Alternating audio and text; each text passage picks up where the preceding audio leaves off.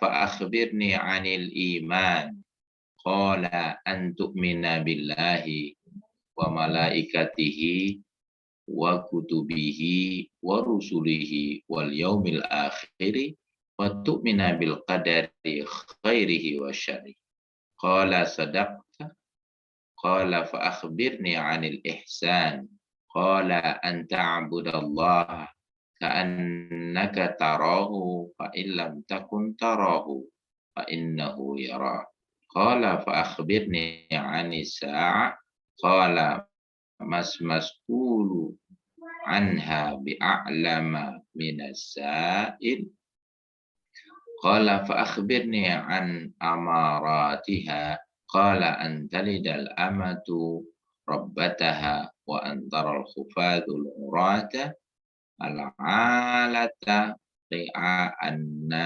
الشائب يتطولون في البنيان ثم انطلق فلبثت مليا ثم قال يا عمر أتدري من السائل قلت الله ورسوله أعلم قال فإنه جبريل أتاكم يعلمكم دينكم.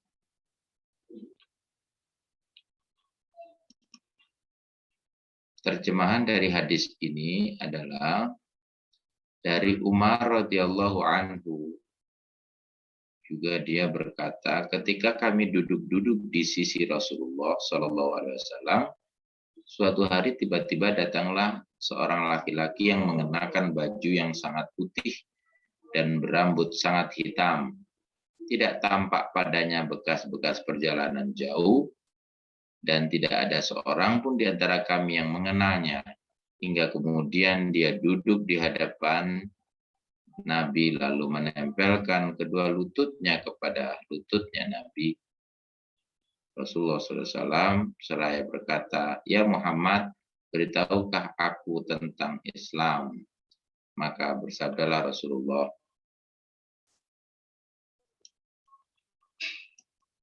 Al-Islam adalah engkau bersaksi bahwa tidak Tuhan yang disembah kecuali Allah dan Nabi Muhammad adalah sesungguhnya utusan Allah. Terus engkau mendirikan sholat, menunaikan zakat, puasa Ramadan, dan pergi haji jika mampu. Kemudian dia berkata, Anda benar. Kami semua heran, dia yang bertanya, dia pula yang membenarkan. Kemudian ia bertanya lagi, beritahukanlah aku tentang iman. Lalu beliau bersabda, engkau beriman kepada Allah, malaikat-malaikatnya, kitab-kitabnya, rasul-rasulnya, dan hari akhir, dan engkau beriman kepada takdir yang baik maupun yang buruk. Kemudian dia berkata, Anda benar. Kemudian dia berkata lagi, beritahukan aku tentang ihsan. Lalu beliau bersabda, ihsan adalah engkau beribadah kepada Allah seakan-akan engkau melihatnya. Jika engkau tidak melihatnya, maka dia melihat engkau. Kemudian dia berkata, beritahukan aku tentang hari kiamat.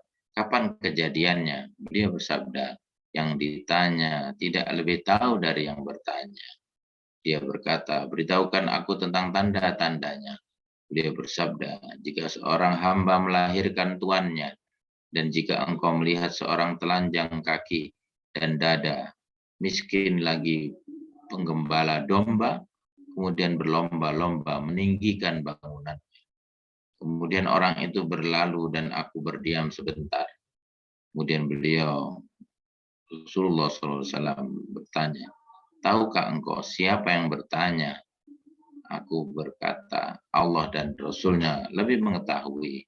Beliau bersabda, dia adalah Jibril yang datang kepada kalian bermaksud mengajarkan agama kalian. Hadis riwayat Muslim. Nah, para peserta kajian yang saya hormati, di dalam hadis ini bahwa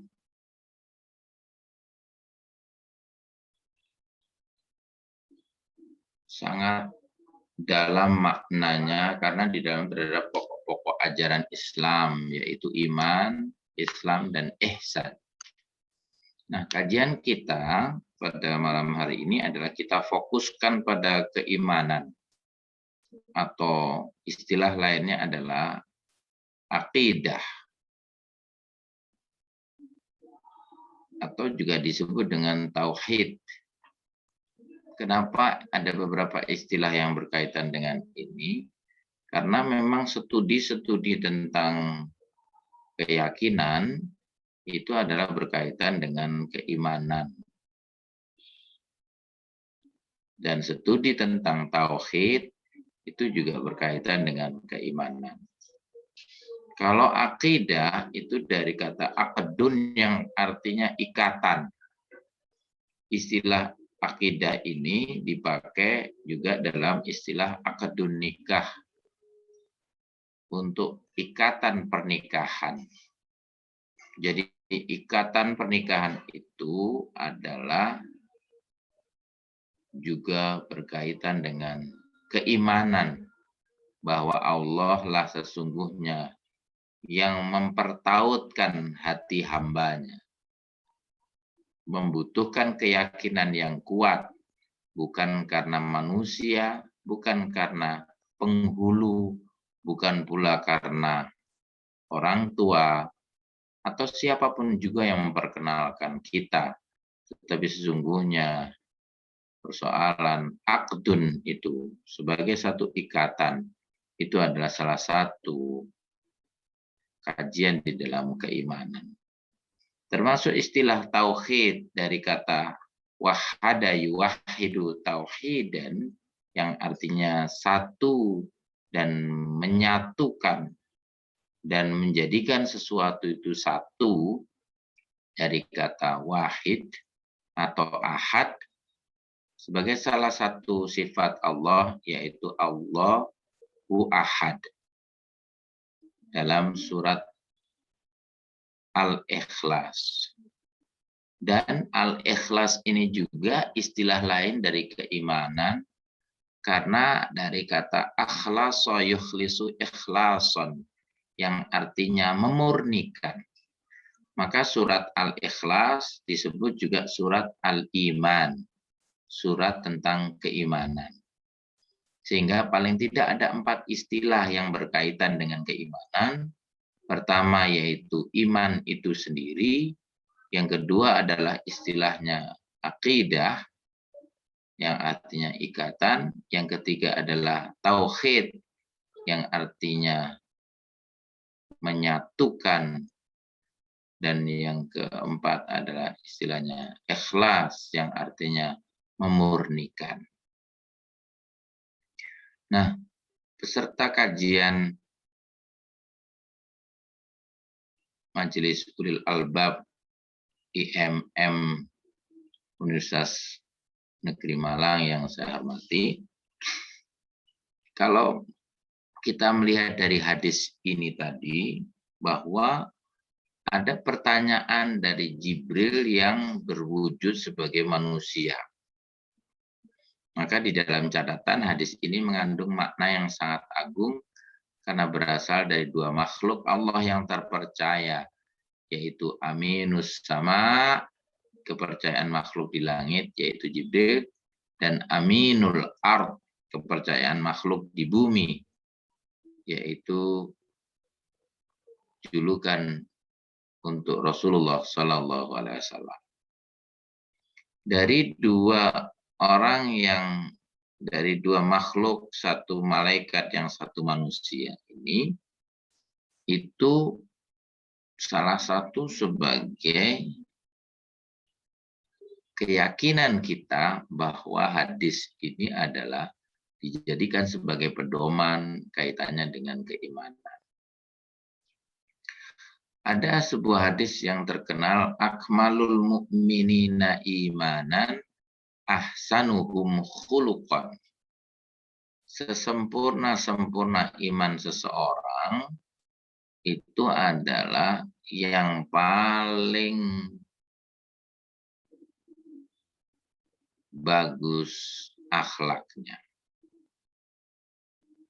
Sehingga di dalam hadis ini tidak bisa dilepaskan antara iman, Islam, dan ihsan.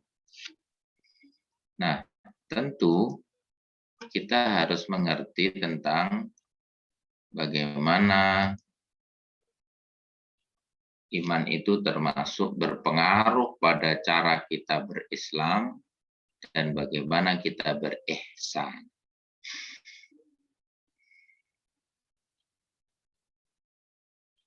Dari pertanyaan malaikat Jibril tadi tentang iman, ada 6 hakikat yang harus kita kaji. Pertama adalah ketika ditanyakan akhbirni anil iman, itu adalah dijawab dengan 6 perkara yang disebut kemudian menjadi arkanul iman. Jadi awalnya disebut rukun iman itu adalah hadis riwayat Muslim ini, bahwa rukun iman yang ada 6 itu asalnya adalah hadis Nabi Muhammad SAW. Selain dari ayat-ayat Al-Quran yang juga menyitir tentang bagian-bagian keimanan yang jumlahnya juga banyak. Ya, pertama adalah al-imanu antu'mina billahi. Ya, ini pertama kita lihat.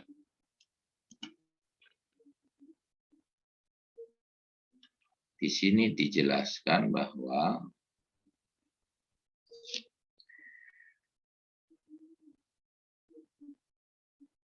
keimanan itu pertama adalah antu'mina billahi.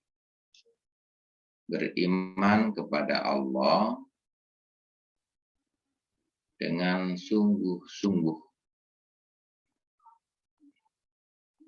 Ada 3 unsur keimanan itu. I'tiqadun bil qalbi, wa iqrarun bil lisan, wa amalun bil arkan. Masih bisa didengar suara saya? Masih, Pak.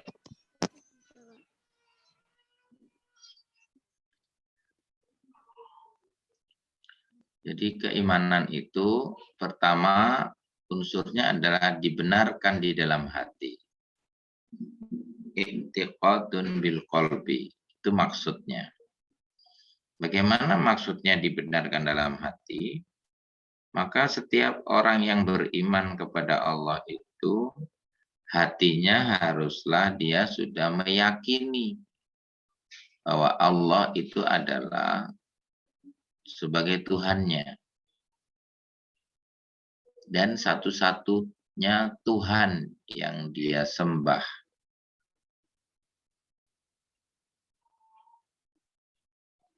Suatu saat Allah pernah bertanya kepada Nabi Ibrahim, afala tu'min, apa kau tidak beriman kepadaku? Dia lalu menjawab, bala, walakin yatma'inna qalbi. Tidak, justru kata Nabi Ibrahim ketika ditanya seperti itu adalah sesungguhnya untuk menenteramkan hatiku.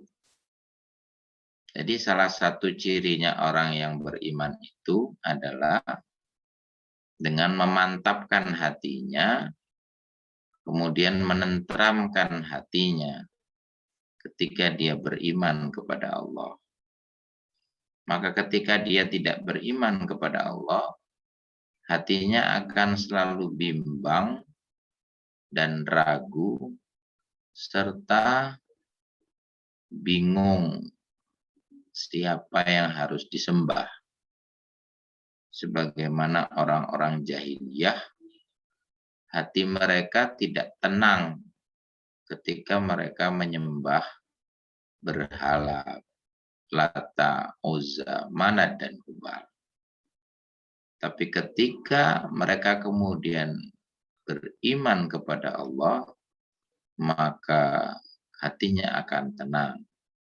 Disebutkan dalam beberapa ayat, ala bidzikrillahi tatmainnul qulub.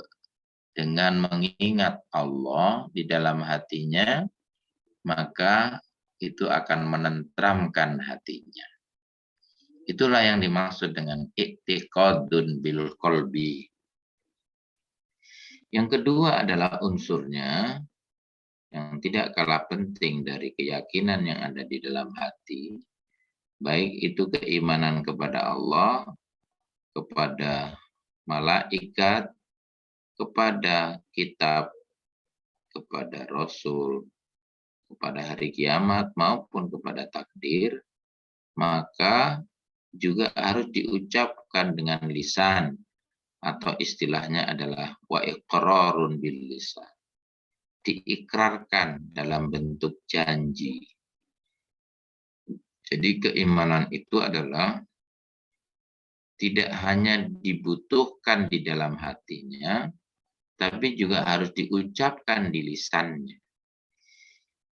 Orang yang baru masuk Islam diwajibkan untuk mengucapkan 2 kalimat syahadat. Asyhadu alla ilaha illallah wa asyhadu anna Muhammadar Rasulullah. Sebagaimana yang diucapkan oleh malaikat Jibril yang ditanyakan kepada Nabi Muhammad, dan Nabi Muhammad pun kemudian menjawab, al-islamu antashhada alla ilaha illallah wa anna Muhammadar Rasulullah. Jadi itu bentuk dari iqrarun bil lisan. Pada saat kita sholat, di tasyahud awal maupun tasyahud akhir, kita juga membaca itu. Bahkan jari kita mengikuti telunjuk kita, menunjukkan ke arah Ka'bah sebagai kiblat. Yang kiblat itu sebagai panduan kita untuk mengarahkan ibadah kita kepada yang satu, yaitu Allah Subhanahu wa Ta'ala.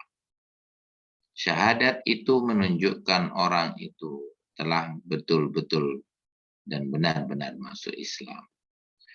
Syahadat juga digunakan untuk bersumpah ketika kita akan menduduki jabatan tertentu. Syahadat itu diucapkan dalam kaitannya dengan mengemban amanah. Syahadat juga diucapkan ketika orang mau ijab qabul selain ucapan istighfar. Syahadat juga diucapkan bagi orang-orang yang akan meninggal dunia sebagai wujud bahwa dia adalah betul-betul orang Islam. Dan berbagai macam kalimat syahadat ini digunakan untuk meyakinkan bahwa kita adalah betul-betul orang yang beriman. Nah, selanjutnya,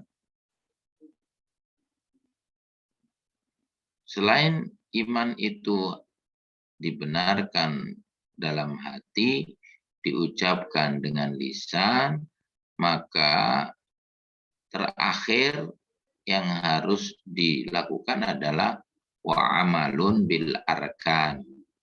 Haruslah diwujudkan dalam bentuk amalan sehari-hari dengan seluruh anggota badan kita. Tidak cukup orang hanya menanamkan dalam hatinya, mengucapkan dalam lisannya, tapi kemudian tidak diamalkan dalam perbuatan sehari-hari. Disinilah maka pentingnya kita memahami hakikat keimanan itu, bahwa ada pengertiannya, ada unsurnya, dan ada pula rukunnya. Bagaimana jika terjadi seorang itu hanya beriman kepada Allah, tapi dia tidak beriman kepada malaikatnya. Dia tidak yakin kalau malaikat Jibril itu yang menyampaikan wahyu. Tidak yakin ada malaikat yang akan mencabut nyawa. Tidak percaya dengan malaikat yang mencatat kanan dan kiri kita, yaitu Raqib dan Atid. Tidak percaya juga dengan pertanyaan alam kubur yang akan diajukan oleh malaikat Munkar dan Nakir. Tidak juga yakin bahwa ada penjaga surga dan neraka, yaitu malaikat Ridwan. Nah, itu artinya bahwa keimanannya menjadi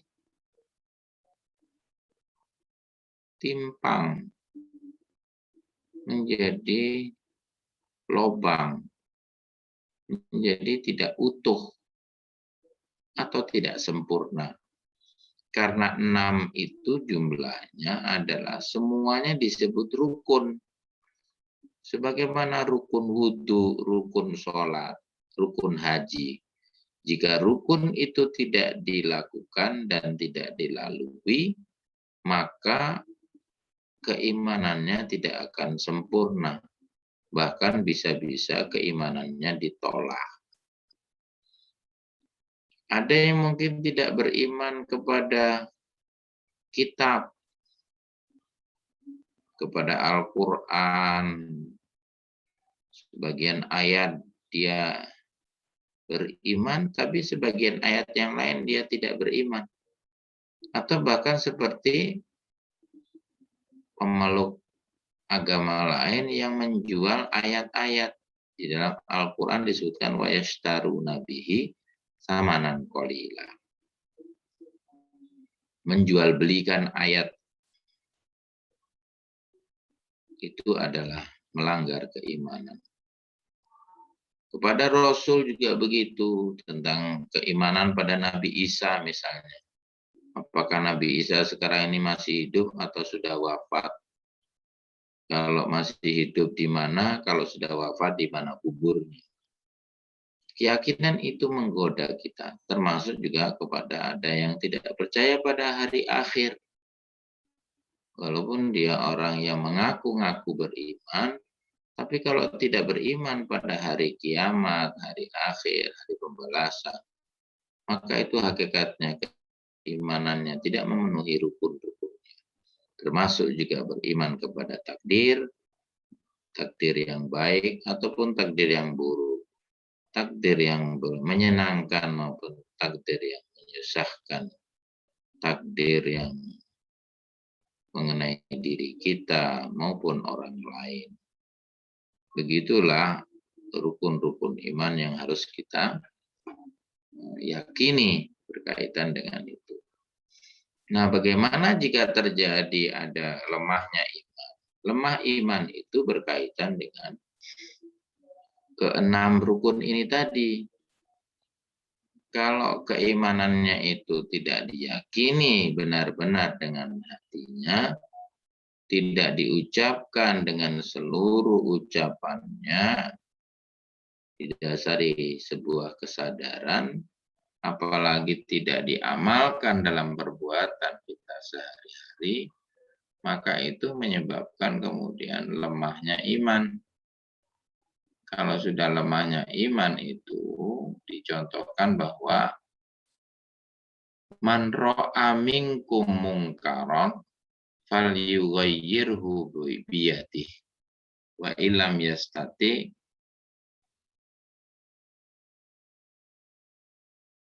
wa bilisanih wa illam yastati wa biqalbi wa hiya at'aful iman. Jika engkau melihat sebuah kemungkaran di depan matamu, maka ubahlah dengan tanganmu, jikalau engkau mampu.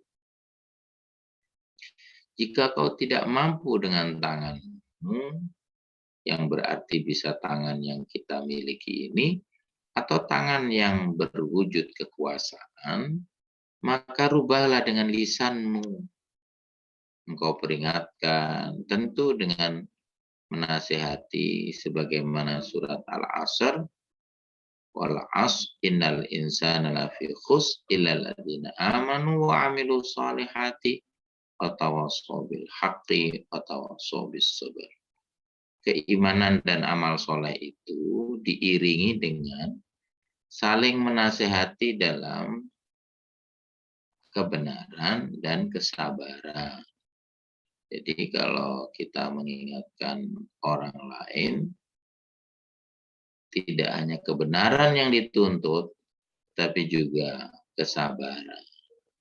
Tidak hanya didasari dengan kesabaran, tetapi juga harus dalam konteks kebenaran. Nah, kalau itu masih kita tidak mampu lagi karena mulut kita terkunci atau konteks sosialnya tidak mendukung, maka wabiqolbi. Ya paling tidak hatimu itu mengingkarinya, tidak mau mengakuinya, tidak ikut mendukungnya. Maka ketahuilah itu adalah selemah-lemah iman. Jadi ciri-cirinya kalau sudah kita tidak bisa mengamalkan rukun-rukun iman ini, atau juga kemudian kita tidak bisa menasehati, maka itu adalah selemah-lemahnya iman. Nah, kita lanjutkan. Kandungan hadis ini pertama disunahkan untuk memperhatikan kondisi pakaian, penampilan, dan kebersihan, khususnya jika menghadapi ulama, orang-orang mulia, dan penguasa. Ini bagian dari keimanan yang diwujudkan dalam bentuk ihsan. Jadi tadi saya sebutkan anta'budallaha ka'annaka tarahu fa illam takun tarahu fa innahu yaraka. Salah satu tanda-tanda ihsan itu adalah jikalau engkau beribadah kepada Allah seolah-olah engkau melihatnya. Tapi jikalau mata kita memang punya keterbatasan, tidak bisa seolah-olah melihat Allah, maka yakinlah bahwa Allah melihat kita. Maka pakaian, penampilan, dan kebersihan itu dalam hal-hal ibadah, maka kita usahakan untuk kita hiasi dengan keindahan. Ya Bani Adam, khudhu zinatakum inda kulli masjidin. Wahai anak Adam, kenakanlah pakaianmu yang terindah ketika engkau akan masuk masjid. Dan ini bagian dari amalun bil arkan, yaitu unsur yang ketiga dari sebuah keimanan. Yang kedua, siapa yang menghadiri majelis ilmu, termasuk majelis ulil albab ini, dan menangkap bahwa orang-orang yang hadir butuh untuk mengetahui suatu masalah dan tidak ada seorang pun yang bertanya, maka wajib baginya bertanya tentang hal tersebut, meskipun dia mengetahui agar peserta yang hadir dapat mengambil manfaat darinya. Jadi tadi dicontohkan, yang bertanya itu adalah orang yang tidak dikenal sesungguhnya di antara sahabat. Karena memang sahabat itu begitu dekatnya dengan Nabi, maka mereka akan mengenal satu sama lain. Siapa itu Abu Bakar As-Siddiq, terkenal. Siapa itu Umar ibn Khattab, terkenal. Siapa itu Utsman ibn Affan, juga terkenal. Siapa itu Ali bin Abi Thalib, juga terkenal. Tapi orang ini tadi tidak ada yang mengenal dan tidak terkenal. Nah, karena memang itu malaikat Jibril yang menjelma jadi manusia. Nah, dengan bertanya seperti itu, maka Nabi kan menjawab. Maka itu pentingnya metode tanya jawab. Nanti para peserta juga saya mohon untuk bisa bertanya apa yang kira-kira diketahui dan apa yang belum diketahui, tidak apa-apa. Walaupun kita udah tahu, untuk memantapkan hati kita, memantapkan keimanan kita. Nah, berikutnya adalah jika seorang yang ditanya tentang sesuatu maka tidak ada celah baginya untuk berkata, saya tidak tahu. Hal tersebut tidak mengurangi kedudukannya. Jadi seperti Nabi tadi ditanya tentang hari kiamat, Ya tentu Nabi Muhammad itu tidak tahu hal-hal yang gaib. Karena kiamat itu adalah rahasia Allah. Sesuatu yang gaib itu maksudnya adalah wala ainun ra'at, wala udhunun sami'at, wala khatara fi qalbil bashar. Jadi sesuatu yang gaib itu adalah yang tidak bisa dilihat oleh mata kita, tidak pernah terdengar oleh telinga kita, dan tidak pernah terdetik di dalam hati. Maka orang-orang yang sakit imannya, yang berkaitan dengan kesehatan mental tadi, sesungguhnya adalah orang-orang yang mengotori keimanannya itu dengan kepercayaan-kepercayaan syirik kepada Allah, tahayul, hal-hal yang aneh-aneh, bid'ah, sesuatu yang bertentangan, menambah-nambahi atau mengurang-ngurangi ajaran agama, khurafat, mencampur adukkan antara keimanan kepada Allah dan keimanan kepada Tuhan-Tuhan yang lain. Politeisme, memiliki banyak Tuhan, ya lebih dari satu. Nah itu termasuk dari kesehatan mental. Jadi akhirnya ada orang-orang yang memang keimanannya turun. Dan itu dikatakan al-imanu yazidu bitta'at wa yanqusu bil ma'siyat. Iman itu akan naik dengan ketaatan kepada Allah dan dia akan turun dengan kemaksiatan. Semakin taat, maka semakin tinggi keimanannya, dan semakin dia maksiat akan semakin turun keimanan. Dan akhirnya mentalnya tidak akan sehat. Disinilah maka perlu kita mengerti tentang hakikat keimanan. 4 kemungkinan malaikat tampil dalam wujud manusia. Nah, jadi kalau kita ini misalnya kedatangan seorang pengemis, kita tidak tahu hakikatnya apakah pengemis itu adalah manusia ataukah dia malaikat yang menjelma sebagai manusia. Maka kita diuji keimanan kita. Kita mampu nggak untuk berbuat baik kepada seorang pengemis tadi? Kalau kalian bisa memberi pengemis sesuai dengan kemampuannya, ketika dia berwujud, ternyata betul-betul dia malaikat, betapa bahagianya kita. Karena kita diuji oleh Allah lewat malaikat yang menjelma sebagai pengemis.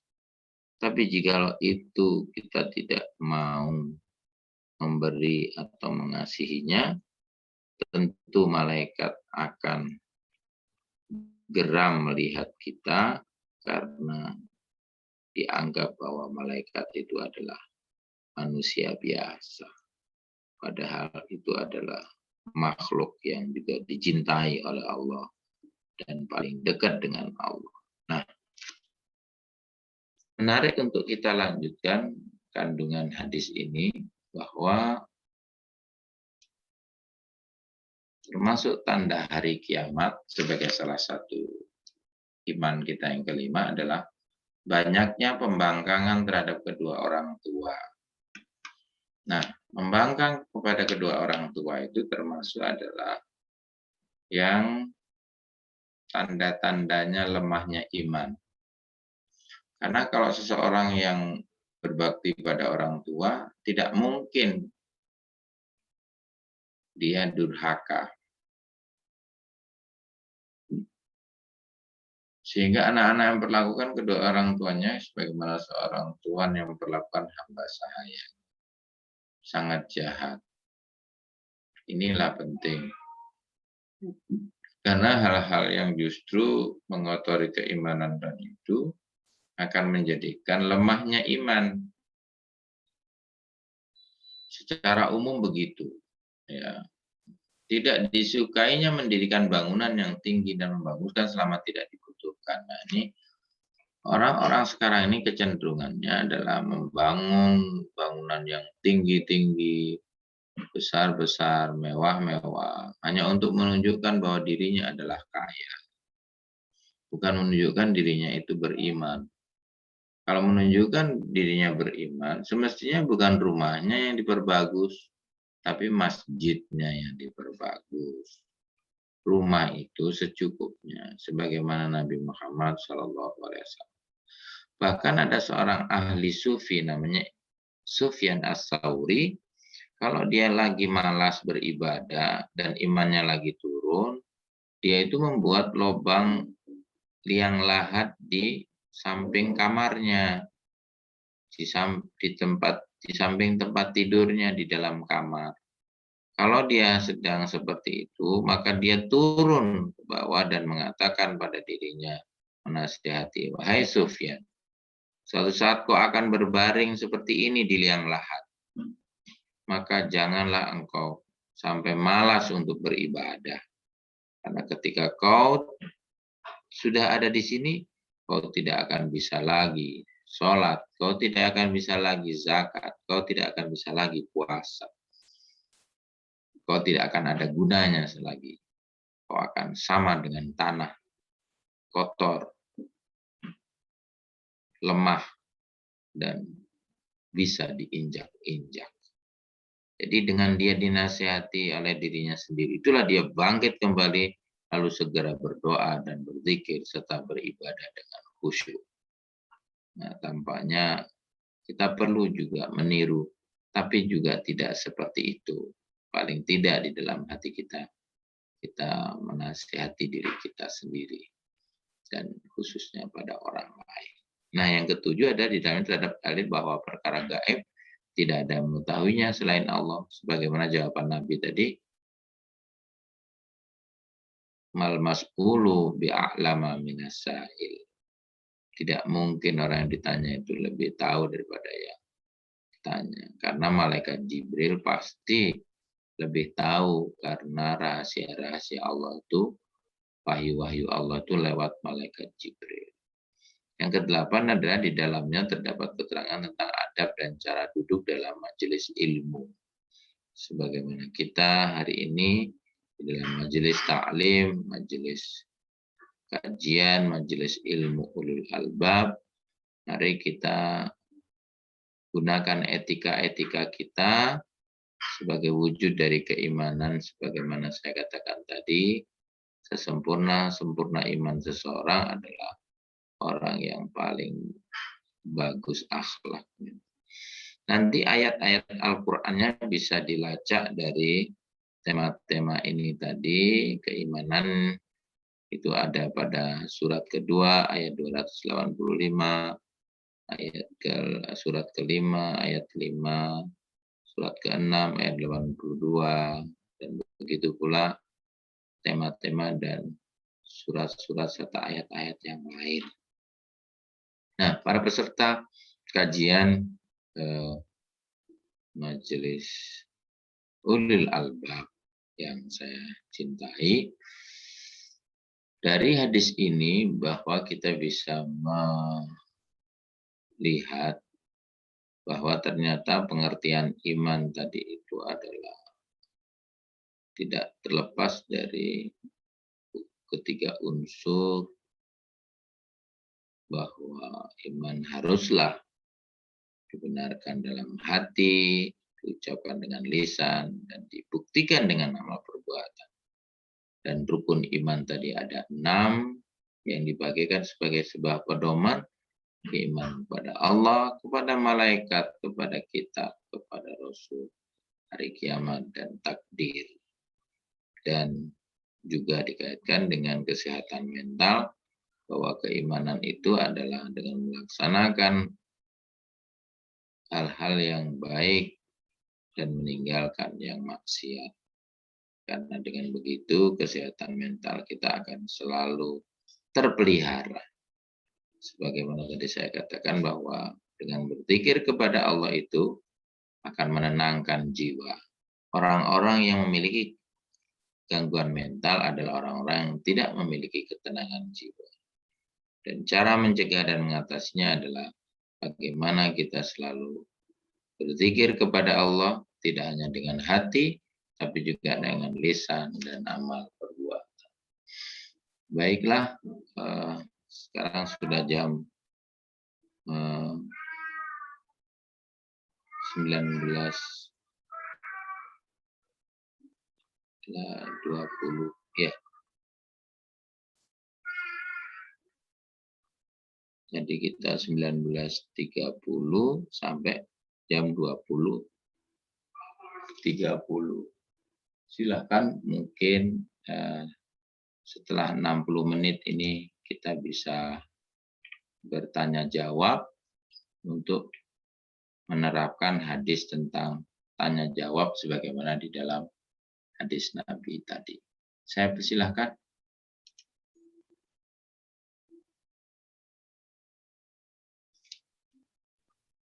Masih bisa ditangkap suara saya? Bisa, Ustaz. Ya, saya persilahkan. Baik, bagi teman-teman yang ingin bertanya, bisa langsung raise hand atau melalui link Q&A yang sudah di-share di grup WhatsApp. Ya.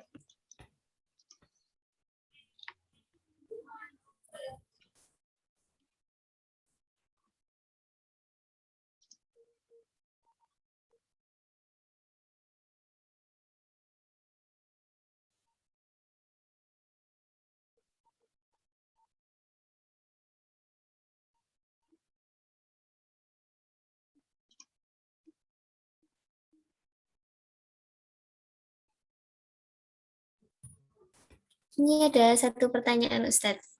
Iya, silakan. Ini dari Hafizol Khairul Fi Hakim. Pertanyaannya, Assalamualaikum warahmatullahi wabarakatuh. Sebelumnya perkenalkan nama saya Hafizol. Saya izin bertanya, Ustadz. Sebenarnya apa saja penyebab iman kita bisa drop atau turun dan bagaimana caranya agar kita selalu istiqomah dalam ketakwaan. Jazakallahu khairan. Ya, baik. Nah, menarik, ini tadi sudah saya sampaikan, tapi saya ulang lagi.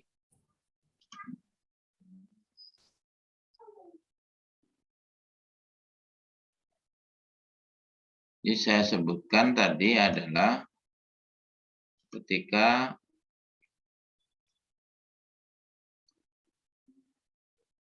iman itu turun, itu kaitannya dengan perbuatan kemaksiatan. Jadi salah satu utama yang menyebabkan iman itu turun adalah kemaksiatan. Karena dengan kemaksiatan itu otomatis akan menjauhkan diri kita dari Allah. Nah, ketika menjauhkan diri kita dari Allah, maka hati kita ini akan merasa gersang.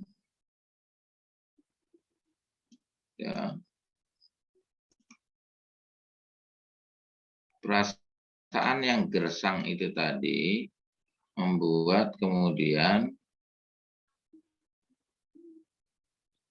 hati itu akan melemah.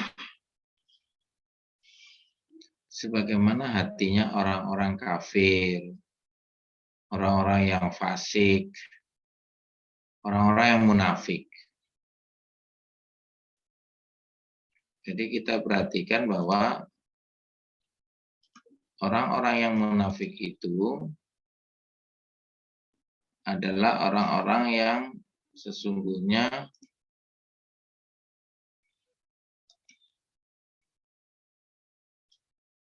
hatinya itu bercabang dua.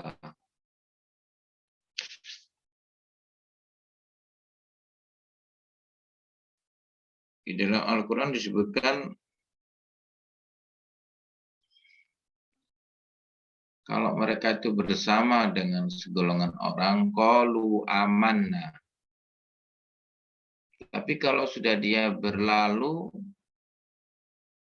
mereka ternyata mengatakan bahwa mereka itu sesungguhnya membohongi.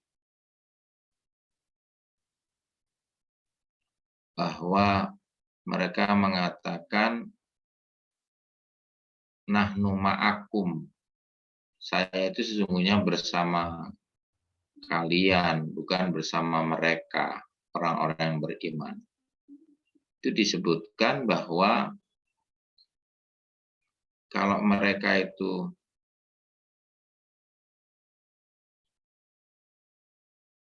beriman, ternyata mereka itu mengatakan wa idza laqul ladzina amanu qalu amanna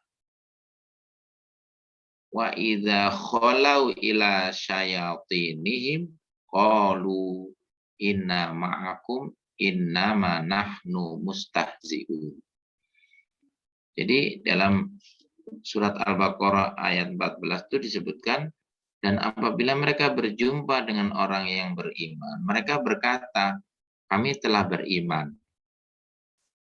Tetapi apabila mereka kembali kepada setan-setan atau para pemimpin mereka, mereka berkata, sesungguhnya kami ini bersama kamu. Kami hanyalah berolok-olok saja. Jadi iman itu dijadikan mereka sebagai bahan candaan untuk olok-olokan. Istilahnya sekarang itu imannya untuk ngeprank gitu ya. Jadi hanya untuk membohongi temannya saja. Kalau ketemu sama temannya yang satu, sholatnya tepat waktu. Tapi kalau ketemu sama temannya yang lain, dia tidak sholat. Nah, itu salah satu bentuk-bentuk bagaimana iman yang lemah ketika ketaatannya diganti dengan kemaksiatan. Kemaksiatan apa saja? Kalau tadi munafik itu adalah dua wajah, bahkan kalau berbuat munafik, berbuat nifak, ya, atau berbuat fusuk, dosa besar. Ada salah satu kitab namanya Al-Kabair wa Tabyinul Maharim. 76 dosa-dosa besar. Jadi di dalam kitab itu adalah kumpulan dari 76 jumlahnya dosa-dosa yang disebut sebagai dosa yang besar. Dan itu harus bertaubat dengan taubatan nasuha. Ketika orang berbuat dosa seperti itu, maka keimanannya itu sudah jatuh. Ya. Karena apa? Keimanannya tidak mampu untuk mencegahnya dari perbuatan dosa besar. Berarti dia pertahanan terhadap lawan setan yang menggoda dia tidak kuat. Sehingga bentengnya jebol. Dia tidak bisa mempertahankan dirinya. Akhirnya dia terjerumus dalam perbuatan dosa besar yang dianggap mereka biasa. Kalau sudah orang itu korupsi biasa-biasa saja, maka keimanannya itu juga akan biasa-biasa saja. Karena dia udah biasa melakukan perbuatan korupsi. Kalau seseorang itu udah biasa berbuat zina, ya biasa-biasa saja. Keimanannya juga akan begitu. Timbul tenggelam. Bahkan mungkin banyak tenggelamnya daripada timbulnya. Nah, kalau pas dia berbuat dosa itu pas mati, maka itu disebut dengan su'ul khotimah. Itu salah satu bentuk dari lemahnya iman. Apalagi kalau dia sampai pada murtad, keluar dari Islam Kalau dia mati, mata dia mati, matinya kufur, mata kafirun, mati dalam kondisi menjadi orang yang kafir kepada Allah. Kenapa kafir? Karena dia menutup-nutupi kebenaran yang ada di dalam hatinya. Dia mau melakukan itu karena dia untuk mencari keuntungan yang bersifat sementara dan kepentingan-kepentingan yang sifatnya duniawi yang fana. Nah, jadi lemahnya iman tadi itu berkaitan dengan perbuatan maksiat, lalu jatuh menjadi orang yang munafik, atau orang yang fasik, bahkan menjadi orang yang kafir. Mudah-mudahan kalian semuanya dijaga oleh Allah dari perbuatan-perbuatan yang bisa menjatuhkan keimanan atau menghancurkan keimanan, tidak hanya melemahkan, karena itu jauh lebih berbahaya daripada hanya sekedar lemah imannya. Tadi disebut salah satu karena lemah iman karena dia melihat kemungkaran tapi dia tidak mampu untuk merubahnya. Nah, semoga kalau kita mendapati kemungkaran di sekitar kita, baik yang sifatnya kecil, sedang, ataupun besar, maka dari mahasiswi IMM ini bisa mengubahnya dengan cara tawasau bil haq atau tawasau bis sabr. Tetap saling mengingatkan dalam kebenaran dan kesabaran. Nah, semoga jawaban ini tadi bisa berkenan di dalam hati. Gitu ya. Silakan, mungkin ada pertanyaan yang lain lagi. Oke, syukran Ustadz. Ya. Bagaimana Mas Hafizal, apakah ada feedback? Silakan.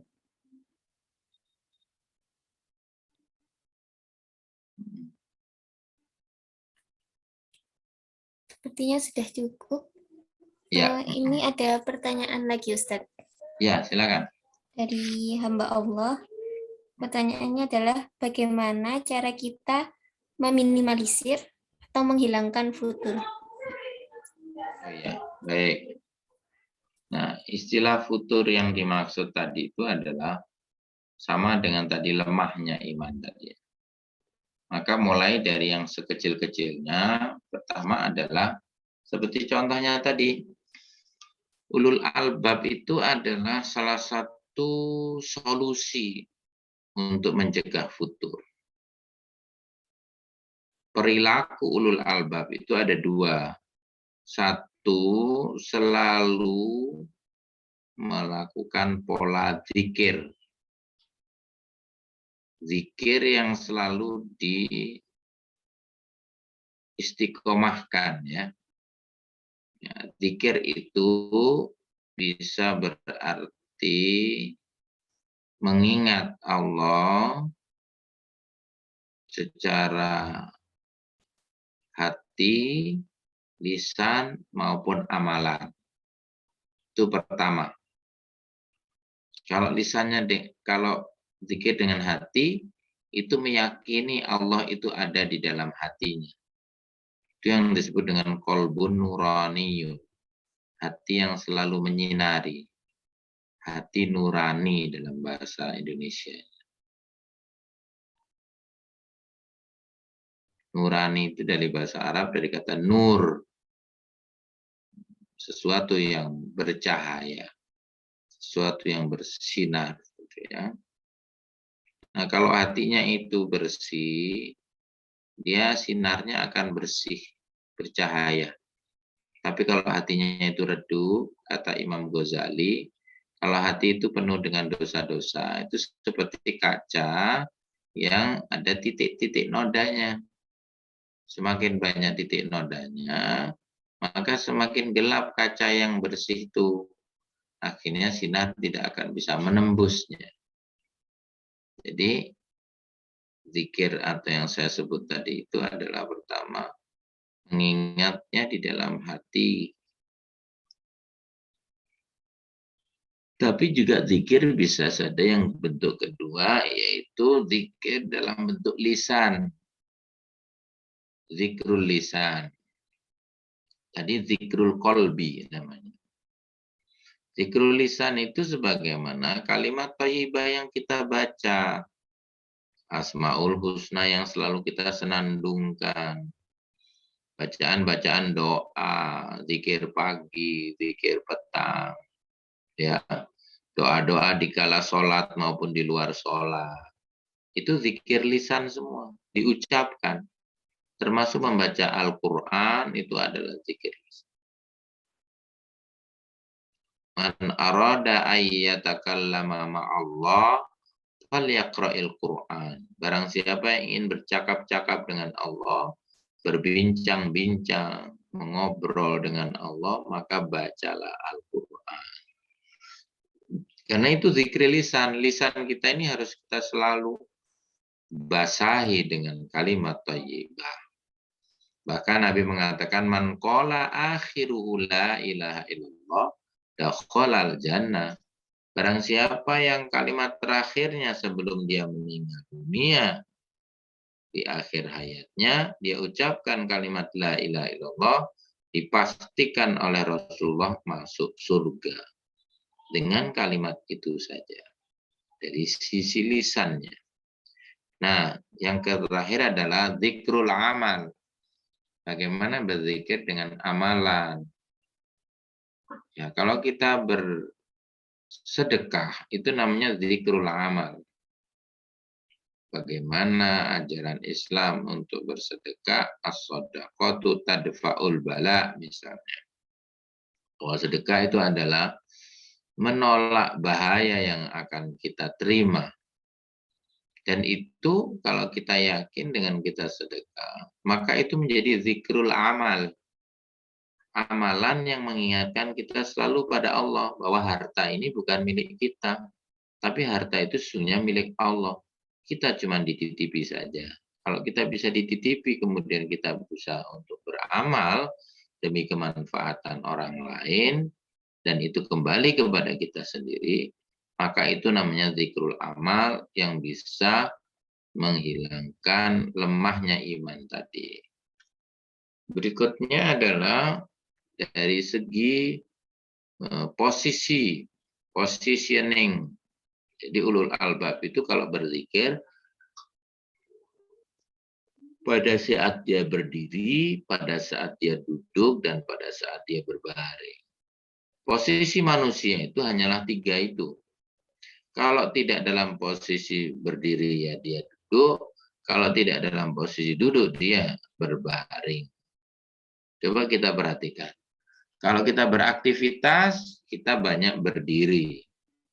Tapi kalau kita menulis, mengetik, makan, itu kita banyak duduk. Tapi kalau kita sudah mau tidur, istirahat, lalu kemudian kita jeda waktu, maka kita itu berbaring, kita tidur. Nanti besok kita bangun tidur, duduk dulu, habis duduk kita berdiri, aktivitas kembali. Seperti itulah, berdiri, duduk, dan berbaring. Nah, di 3 posisi itu jangan lupa kepada Allah. Kalau kita berjalan, pergi, bismillahirrahmanirrahim, Allahi la haula wa la quwata illa billah. Ketika kita duduk, kita mau makan, Allahumma barik lana fima razaqtana wa qina adzabannar. Ketika kita mau tidur, bismika Allahumma ahya, bismika amut. Terus begitu. Itu namanya cara mengatasinya. Jadinya kita harus menjadi seorang ulul albab yang selalu berzikir, tidak hanya dengan lisan, dengan hati dan amalan, tapi juga berzikir ketika kita berdiri, duduk, dan berbaring. Nah, yang kedua adalah pola pikir. Bagaimana pola pikir itu? Jangan memikirkan diri sendiri. Kalau memikirkan diri sendiri itu namanya egosentrisme. Nanti kalau mikirin diri sendiri sama dengan iblis. Iblis itu adalah tipe makhluk yang hanya memikirkan dirinya sendiri, tidak pernah memikirkan orang lain. Nah, pola pikir berpikir diri sendiri adalah berpikir seperti laksana iblis dan setan. Mudah-mudahan kita tidak berpikir seperti itu. Berpikirlah bahwa wa yatafakkaruna fi khalqis samawati wal ardh. Penciptaan langit dan bumi ini untuk apa Allah ciptakan? Ya untuk kita sebagai khalifah. Supaya kita itu pandai menjadi abdan syakura wa abdan sabura. Hamba yang pandai bersyukur ketika diberi nikmat dan bersabar ketika mendapatkan musibah. Ya. Nah, disitulah maka berzikir itu harus diimbangi dengan berpikir supaya kita tidak jumut pemikiran kita, tidak awam kita terhadap langit dan bumi. Apa yang ada di langit secara astronomi kita pelajari, apa yang ada di bumi, geografi, geologi, ya kita pelajari ilmu tentang tanah, ilmu tentang makhluk hidup, biologi, menyangkut manusia, sosiologi, menyangkut kejiwaan, psikologi, gitu kan? Ya seperti jurusan-jurusan kalian di Universitas Negeri Malang inilah, itu semuanya dalam rangka memikirkan penciptaan langit dan bumi. Nah, mudah-mudahan kalian bisa menjadi generasi ulul albab yang selalu menggunakan pola pikir dan pola pikir. Itu ya. Ada pertanyaan lagi?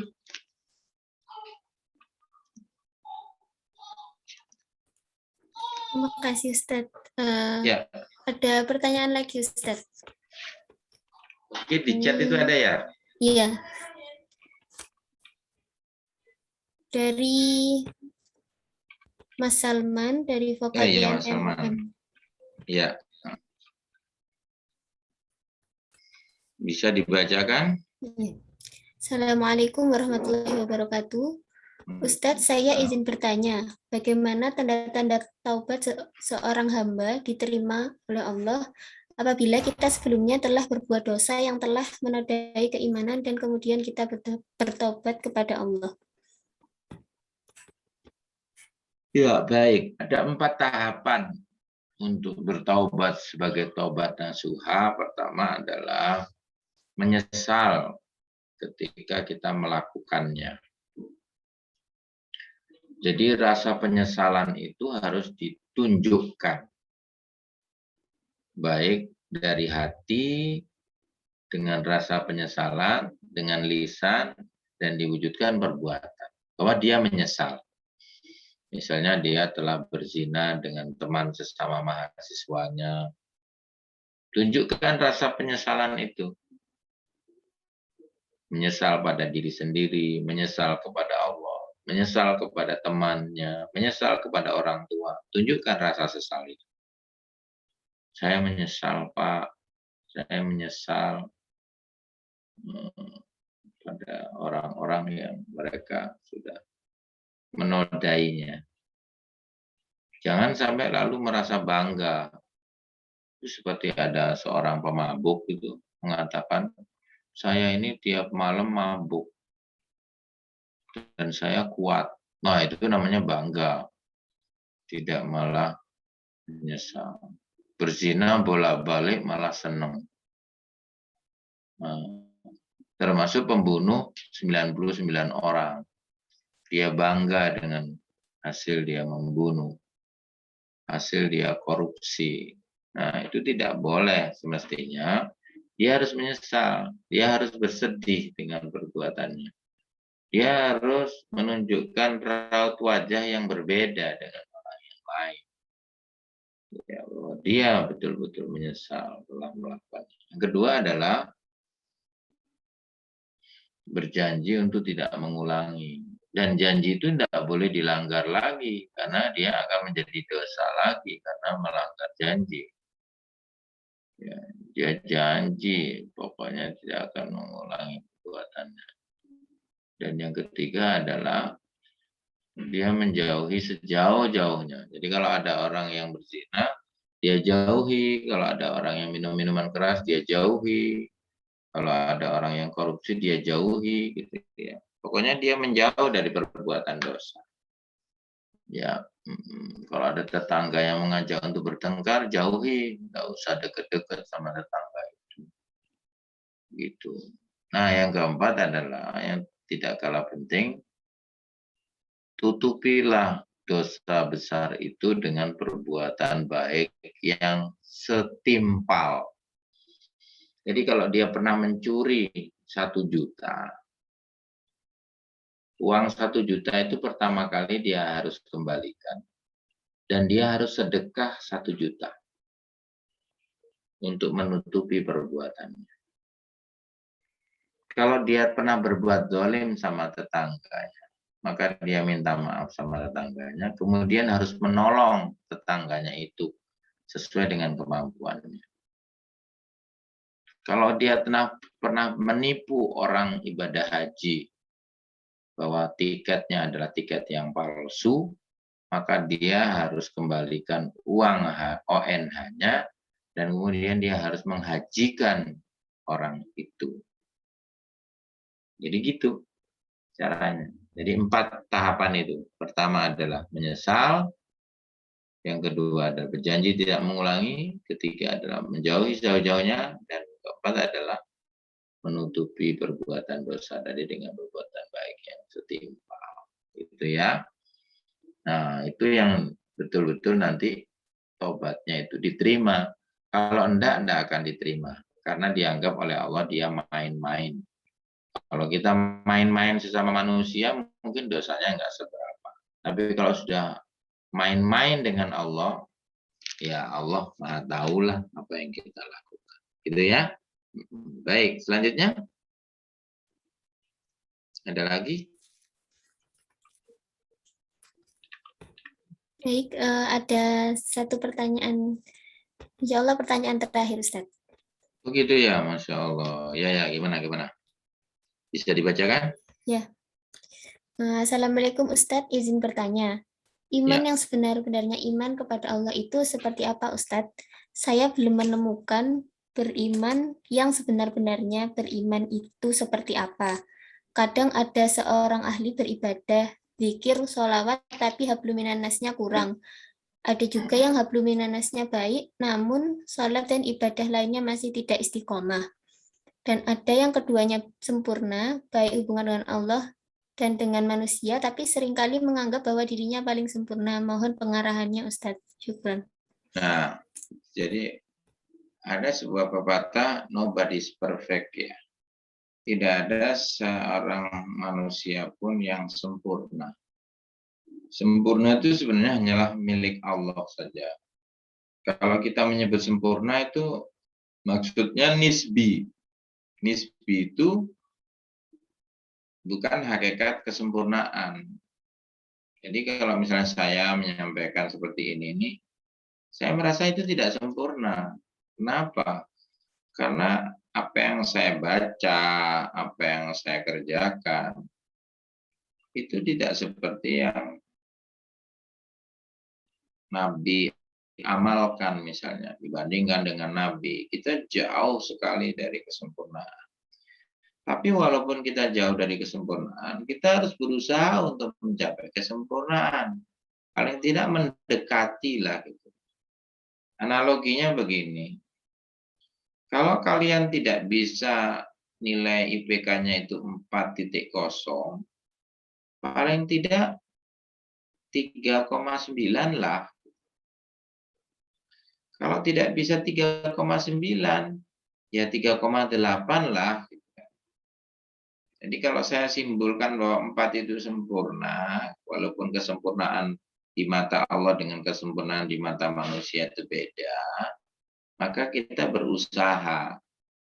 Maka kalau seperti tadi ada duribat alaihimuz zillatu aina masukifu illa bihablim minallah wa hablim minannas, bahwa orang itu akan selalu mengalami kehinaan ketika dia tidak memegang teguh pada 2 tali Allah, yaitu hablum minallah dan hablum minannas. Ya betul memang kadang orang tuh hablum minallahnya bagus, tapi hablum minannasnya yang kurang.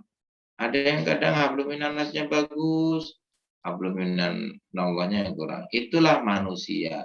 manusia itu banyak kekurangannya, jauh dari kesempurnaan. Namun kita harus tetap berusaha. Kalau terjadi seperti itu, ya apa yang bisa kita mampu untuk mengamalkannya. Bahwa Allah juga tidak akan membebani kita, la yukallifullahu nafsan illa wus'aha. Karena kita tidak dibebani oleh Allah, apa yang tidak bisa kita lakukan, ya kalau kita mengamalkan sesuatu yang bisa kita lakukan, ya Allah tidak akan memaksa. Nah, tapi kita tetap harus berusaha supaya kita itu kecenderungannya adalah menuju kepada kesempurnaan. Tentu yang saya sebutkan tadi, manusia itu penuh dengan kekurangan. Kita harus menyadari kekurangan kita itu, tapi kita semuanya adalah menuju kepada kesempurnaan. Karena kalau kita merasa sempurna, itu sudah menyalahi. Karena orang tidak boleh merasa sempurna. Karena tidak ada manusia yang sempurna. Nabi saja selalu mengatakan, ana basyarum mithlukum yuha. Aku itu manusia biasa seperti kalian, cuman bedanya adalah aku mendapatkan wahyu. Sebab kalau nanti manusia itu kemudian merasa dirinya sempurna, kecenderungannya nanti dia akan sombong. Nah, kalau sombong itu kan berarti sifatnya Allah yang dipakai. Akbarul mutakabbirin itu adalah sifat Allah. Tidak boleh kita pakai. Nanti justru menjerumuskan diri kita sendiri kepada jurang kesengsaraan. Ya, gitu ya. Mudah-mudahan sukses untuk IMM Universitas Negeri Malang. Kajian-kajiannya akan semakin diminati. Dan mudah-mudahan suatu saat nanti saya masih bisa membina kajian-kajian di Majelis Ulil Albab ini. Saya ucapkan terima kasih yang tak terhingga dan mohon maaf atas segala kekurangan. Kebenaran hanya milik Allah, kesempurnaannya Allah yang memiliki. Kita manusia adalah banyak luput dari kesalahan, noda dan dosa. Saya mohon maaf yang sebesar-besarnya. Ada pepatah, air telaga warnanya biru, tempat mandi si anak darah.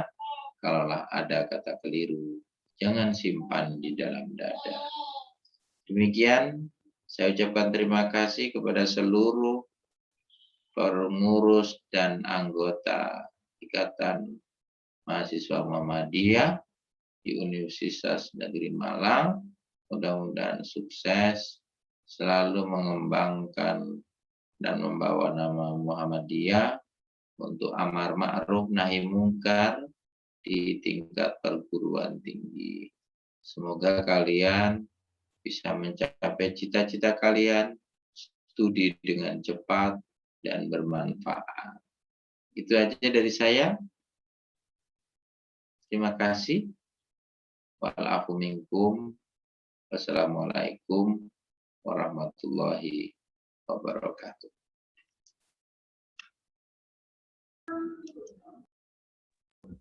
Waalaikumsalam warahmatullahi wabarakatuh.